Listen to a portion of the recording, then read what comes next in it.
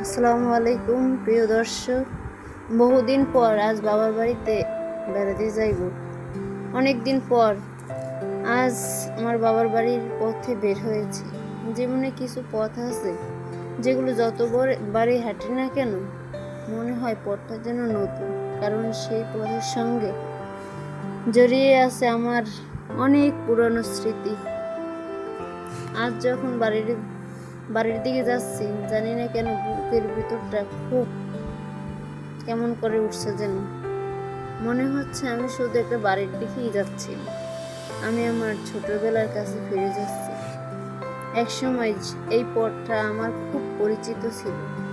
কোথায় পথটা এলোমেলো হয়ে গেছে, কোথায় বা বড় সবকিছু হারিয়ে গেছে, কোথায় সব।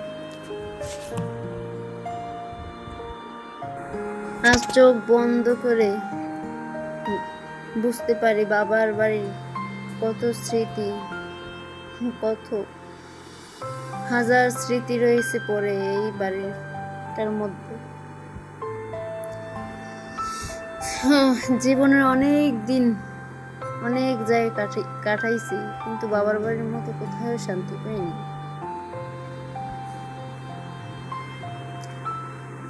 বাবার বাড়ির স্মৃতিগুলো এমনই হয়, কোথায় বড় গাছটা আছে, কোথায় রাস্তার পাশে পুকুর আছে, সবকিছু চোখ বন্ধ করেও চিনতে পারি এখন।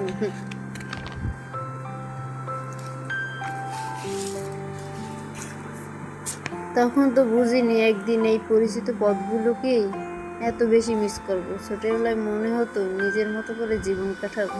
বড় হওয়ার সঙ্গে সঙ্গে কত দায়িত্ব এসে যে জীবনের চারপাশে ঘিরে ফেলেছে কোনোদিনও বুঝতেও পারিনি। আজ নিজের সংসার আছে, তারপর সব কিছু আছে, সকাল থেকে রাত পর্যন্ত কত কাজ, পরিবারের চিন্তা, সন্তানের চিন্তা, ঘরের কাজ, সব কিছুর মাঝখানেও নিজের জন্য সময় বের করাটাই কঠিন হয়ে যায়। কিন্তু বাবার বাড়ির কথা মনে পড়লেই মনে হয় একটু যদি সেখানে গিয়ে বসতে পারতাম।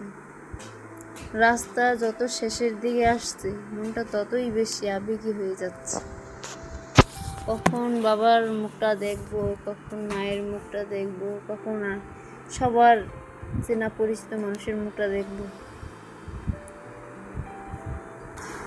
বাবার বাড়ির যে কত স্মৃতি, সব কোনায় কোনায় যেন স্মৃতিতে ভরা।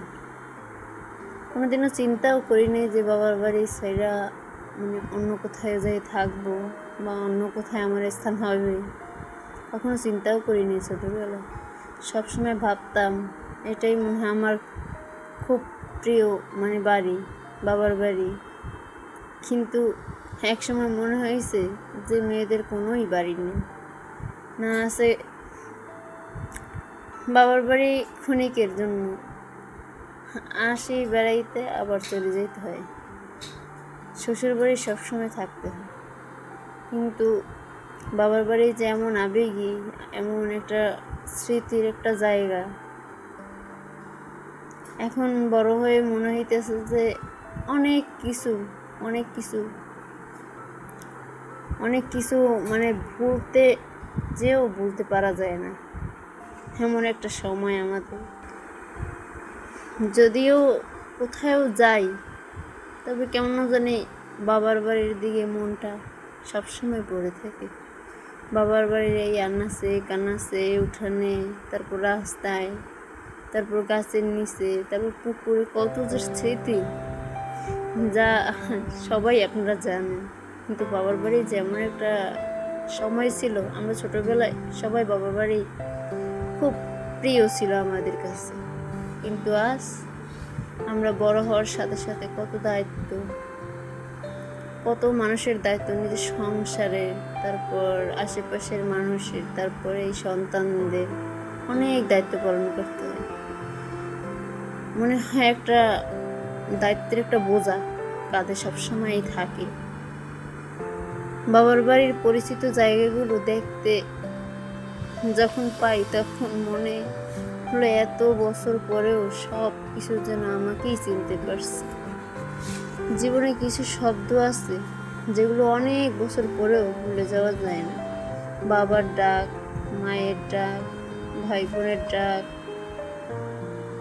হাসি, এইসব শব্দ, দাদির ডাক, দাদুর ডাক আমাদের মনের মধ্যে কোথাও যেন আজু বাজু। কাকি ডাকতো, মনি বললে, সব কিছু আছে, শুধু সেই সময়টা নেই। জীবনে আমাদের অনেক বড় করে দেয়, কিন্তু আমাদের কাছ থেকে ছোট ছোট আনন্দগুলো কেড়ে নেয়। আর স্মৃতিগুলো তো মনে পড়লে তো আর কিছু বলারই নেই। স্মৃতিগুলো যেমন ভাবনীয়, সব সময় যেন স্মৃতিগুলোই কাঁদায় মানুষকে। নীরবে কোথাও যদি বসে থাকি তাহলে মনে হয় যেন আবার ছোট হয়ে যায়। ছোটবেলার কথাগুলো মনে পড়ে বারবার, কিন্তু সেই বয়সটা তো আর কোনো সময় পাওয়া যাইবে না, আর পাওয়া কোনোদিন সম্ভবও না। বাবার বাড়িতে এসে আমি যখন একটা জিনিস জিনিস ধরলাম, খুব বেশি অনুভব করছি যে এই জিনিসগুলো খুব একটা জীবনের সাথে মিলে গেছে। মানুষ যতই বড় হোক, যতই নিজের সংসার হোক, বাবার বাড়ির প্রতি টানটা কখনোই শেষ হয় না। বাবার বাড়ি মানেই জীবনের সেই সুন্দর সময় যেটা ফিরে পাওয়া যায় না কখনো, শুধু মনে করে চোখ ভিজে যায়। আজ অনেকদিন পরেও ফিরে এসে বুঝলাম কিছু জায়গা থেকে মানুষ দূরে দূরে চলে যায়, কিন্তু মন থেকে দূরে যেতে পারে না, স্মৃতি থেকে কখনোই দূরে যেতে পারে না। স্মৃতি এমন একটা শব্দ, এমন একটা অনুভব যেগুলো মানুষকে বারবার কাঁদায়। আচ্ছা, কিছু আর বলার নাই দর্শক, এই কথাগুলো বাবার বাড়ি নিয়েই বললাম, কারণ বাবার বাড়ি আসলাম, আজকে অনেক কিছু অনুভব করলাম, অনেক কষ্ট মনের মধ্যে বাবার বাড়ি নিয়ে, অনেক স্মৃতি। অনেক মানুষ হারিয়ে গেছে আমাদের মাঝ থেকে, দাদি নেই, কাকি নেই, জীবনে অনেক কিছু হারিয়ে ফেলেছি, কিন্তু মনে এখনো বাজে সেই ডাকগুলো, দাদির ডাক, কাকির ডাক, কিন্তু তারা নাই। আচ্ছা, এই পর্যন্ত, আর কথা বলবো না।